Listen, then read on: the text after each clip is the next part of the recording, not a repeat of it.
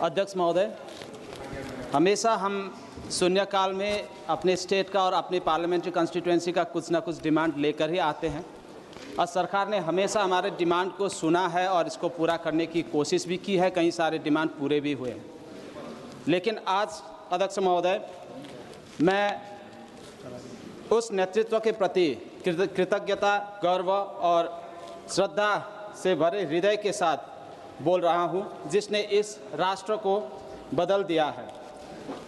कुछ वर्ष पहले तक, मैं सिक्किम से ही शुरू करूंगा अध्यक्ष महोदय, कुछ साल पहले तक जब हम सिक्किम जाते थे और कई सारे दोस्त भारत से जब सिक्किम घूमने आते थे, तो सबसे बड़ा मुश्किलें हमारे कनेक्टिविटी में था और उस कनेक्टिविटी को कई दशकों तक इसको ठीक नहीं किया गया।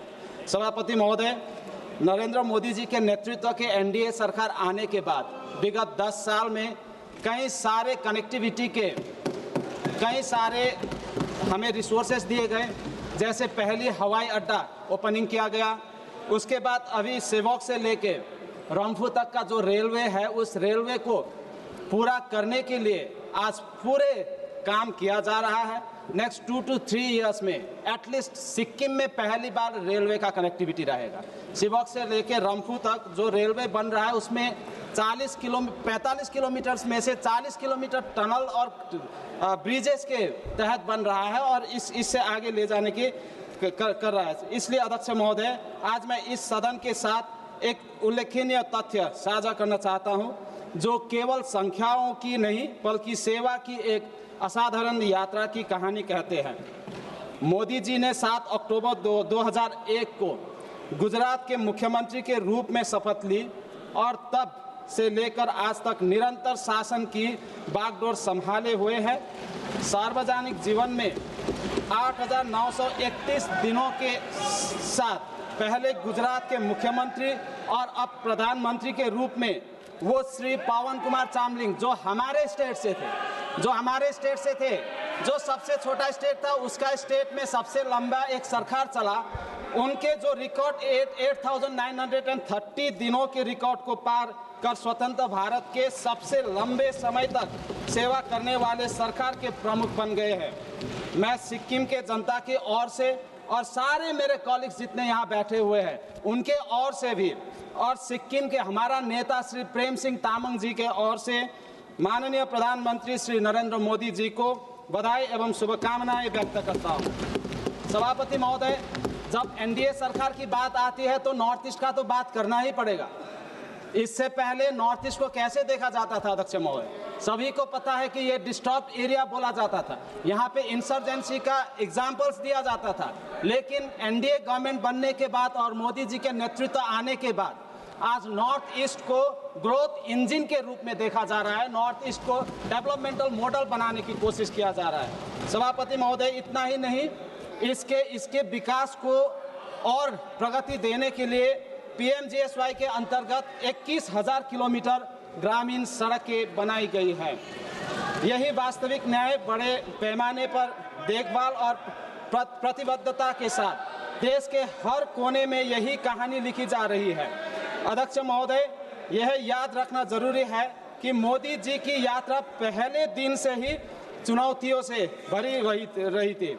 उन्होंने गुजरात की कमान जब संभाला, तब उस समय में जो भूकंप हुआ था, उससे जो डिस्ट्रक्शन हुआ था, इस समय में उन्होंने वहां का लीडरशिप लिया था। लेकिन गुजरात को भूकंप का डिस्ट्रक्शन से तो बाहर निकाला ही, लेकिन इसको गुजरात मॉडल के रूप में, एक डेवलपमेंटल मॉडल के रूप में और गवर्नेंस मॉडल के रूप में भी इसको आगे लेकर गया। एक दशक के भीतर उन्होंने गुजरात को एक ऐसे शासन मॉडल में बदल दिया जो पूरी दुनिया में इसको केस स्टडी बन गया। गुजरात का जीएसडीपी 16 गुना बढ़ गया। उन्होंने नर्मदा का पानी हर किसान के खेत में और घर में ले जाने की काम किया। एक पीढ़ी के प्यास को वहाँ पे खत्म किया।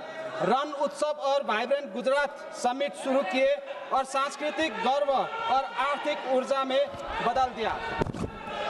गुजरात के लिए जो उन्होंने किया, अध्यक्ष महोदय, जो गुजरात के लिए उन्होंने किया, सिर्फ गुजरात में ही रखने के लिए नहीं सोचा।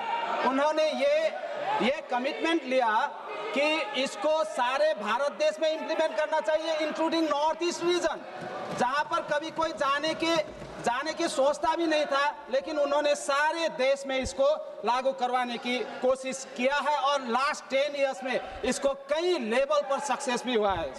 अध्यक्ष महोदय, मोदी जी स्वयं एक साधारण बैकग्राउंड से आते हैं, हमारी तरह। जैसे हम गांव से यहाँ संसद तक आए, मोदी जी भी गरीबी से उठकर यहाँ तक पहुँचे। शायद इसीलिए उन्हें बिल्कुल पता है कि गरीबी क्या होता है और उनके एस्पिरेशंस, उनका ज़रूरतें क्या होते हैं, ये मोदी जी को बहुत ही अच्छे तरह से मालूम है। इसीलिए पीएम जनधन योजना के अंतर्गत 55 करोड़ से अधिक बैंक खाते खोले गए। पीएम आवास योजना के अंतर्गत लगभग 3 करोड़ पक्के मकान बनाए गए। आयुष्मान भारत के अंतर्गत 43 करोड़ आयुष्मान कार्ड जारी किए गए। जल जीवन मिशन के अंतर्गत हर घर के नल पर जल पहुंचाने का काम किया जा रहा है। मुद्रा योजना के अंतर्गत 57 करोड़ बिना जमानत के ऋण, जिसमें लगभग 40 लाख करोड़ वितरित किया गया। और अध्यक्ष महोदय, इसमें और भी इम्पोर्टेंट बात यह है कि जो मुद्रा योजना दिया गया, इसमें से 68% वीमेन एंटरप्रेन्योर्स ने ये लोन लिया है और दिया गया है। सभापति महोदय, अध्यक्ष महोदय, मोदी जी की ये समावेशी भावना केवल आर्थिक सशक्तिकरण में नहीं है। मैं बहुत भाग्यशाली हूं अध्यक्ष महोदय, आपके नेतृत्व में इस लोअर हाउस में, लोकसभा में बैठने का 2 बार मौका मिला और सिक्किम के जनता ने मुझे आशीर्वाद दिया, आज भी यहाँ आने का मौका मिला। तो जब हम संसद भवन में थे, जो अभी ओल्ड पार्लियामेंट हाउस जो है, संविधान सदन जो अभी बना है, जो पार्लियामेंट हाउस था, वहां से यहाँ आते वक्त हमारे माँ बेटियों को सशक्त करवाने के लिए और नेतृत्व में ले आने के लिए नारी शक्ति बंधन अधिनियम को पास करवाया और उसमें 33% आरक्षण सुनिश्चित किया। इसमें हमें भी वोट देने का मौका मिला और हम भी इस ऐतिहासिक, जो मोदी जी ने अपना नेतृत्व में ये ऐतिहासिक जो एक्ट लाया, इसका हम भी हिस्सा बनने के मौका मिला। मोदी जी को हम बहुत बहुत धन्यवाद देते हैं।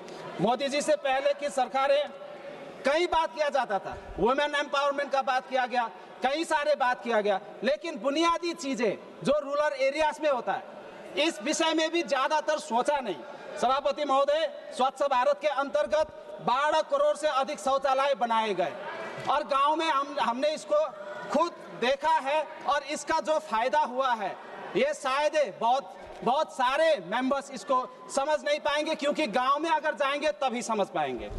उज्ज्वला योजना के तहत 10 करोड़ से अधिक मुफ्त एलपीजी कनेक्शन देकर महिलाओं को जहरीली धुएं से मुक्त किया। अध्यक्ष महोदय, मोदी जी आदिवासी समाज की भी बहुत परवाह करते हैं। जितने भी ट्राइबल्स हैं, ट्राइबल्स को बहुत ही उन्होंने न्याय दिया है और सबसे बड़ा न्याय ये हुआ सभापति महोदय, संथाल आदिवासी समुदाय की एक बेटी श्रीमती द्रौपदी मुर्मू जी को भारत के सर्वोच्च संवैधानिक पद, राष्ट्रपति पद पर आसीन किया गया। मोदी जी के नेतृत्व में ही भगवान बिरसा मुंडा जी की जयंती 15 नवंबर को जनजातीय गौरव दिवस के रूप में घोषित किया। सभापति महोदय, इससे पहले इंडियन हिस्ट्री में ट्राइबल को हमेशा मार्जिन में रखा गया, ट्राइबल के विषय में कभी बात ही नहीं किया। अभी जब ट्राइबल के विषय में बात हो रहा है सभापति महोदय, कई सारे ऐसे मेंबर्स होंगे जिसको ये अच्छा नहीं लगेगा, लेकिन ट्राइबल कम्युनिटी को पता है कि मोदी जी ने कितना काम किया है। अध्यक्ष महोदय, मोदी जी कभी राष्ट्र हित के साहसी फैसले लेने से पीछे नहीं हटे। 70 वर्षों तक अनुच्छेद 370 एक ऐसी विसंगति बनी रही जो किसी भी लोकतंत्र में नहीं होनी चाहिए। मोदी जी ने यह अन्याय समाप्त किया। जम्मू कश्मीर पूरी तरह एकीकृत हुआ, एक संविधान, एक झंडा, एक भारत बन गया। राष्ट्रीय सुरक्षा के मोर्चे पर परिवर्तन उतना ही ऐतिहासिक है। एक समय था जब भारत चुपचाप सहते थे। 2001 का संसद हमला, 26/11 के मुंबई हमले और न जाने कितने और हम देखते रहते थे। पाकिस्तान बेखौफ होकर हमला करते रहते थे, लेकिन अभी ऐसा कुछ नहीं है। अध्यक्ष महोदय, 2016 के सर्जिकल स्ट्राइक, 2019 के बालाकोट एयर स्ट्राइक और ऑपरेशन सिंदूर यह नया भारत के दरवाजे पर पूरी ताकत से दस्तक देते हैं। अध्यक्ष महोदय, एक और महत्वपूर्ण पहलू है मोदी जी का आत्मनिर्भर भारत। मैं आत्मनिर्भर भारत का बात कर रहा हूँ अध्यक्ष महोदय। मोदी जी का आत्मनिर्भर भारत और मेक इन इंडिया का लक्ष्य जिसने देश को शानदार परिणाम दिया है, रक्षा, electronics, mobile manufacturing, semiconductor, drone, सौर ऊर्जा, electric vehicles, space technology, deep tech, खिलौने और वस्त्र, जिसके लिए हम इंपोर्ट के ऊपर निर्भर थे, आज ये अपने देश में ही बन रहा है, हमारे युवाओं की तरफ से बन रहा है। सभापति महोदय, मैं जस्ट कंक्लूड करने वाला हूँ। अध्यक्ष महोदय, मोदी जी सच्चे अर्थ में एक दूरदर्शी नेता है। ये इसलिए दूरदर्शी नेता हम बोल रहे हैं कि उन्होंने 2047 में विकसित भारत बनाने का उनका आह्वान एक ऐसा नेता की सोच दर्शाता है जो वर्षों में नहीं दशकों में सोचते हैं। उनकी डिजिटल इंडिया क्रांति, अध्यक्ष महोदय, उनकी डिजिटल इंडिया क्रांति ने हर भारत की जिंदगी बदल दी। आज भारत के पास 1 अरब से अधिक इंटरनेट उपभोक्ता है। हमारा यूपीआई दुनिया में 49% रियल टाइम डिजिटल लेन देन को संभालता है और भारत अब चैट जीपीटी का विश्व का दूसरा सबसे बड़ा बाजार बन गया है। मोदी जी का नेतृत्व उद्देश्य से परिभाषित है, विनम्र फिर भी दृढ़, विजनरी फिर भी जमीन से जुड़े। उन्होंने इस राष्ट्र को सिखाया है सेवा ही सर्वोच्च पूजा है और विकास ही सच्ची राजनीति है। सर्वोच्च पद पर रहते हुए भी वे सादगी का जीवन जीते हैं। उनका जीवन ही उनका संदेश है और वह संदेश 140 करोड़ भारतीयों को प्रेरणा देते हैं। अध्यक्ष महोदय, हम अमृत काल में हैं। विकसित भारत 2047 को निर्माण का स्वर्णिम काल सिक्किम के पहाड़ों से मैं पूरे विश्वास और पूरे दिल से कहता हूं, हम कृतज्ञ हैं, हम प्रेरित हैं और हम धन्य हैं। थैंक यू अध्यक्ष महोदय। जय हिंद।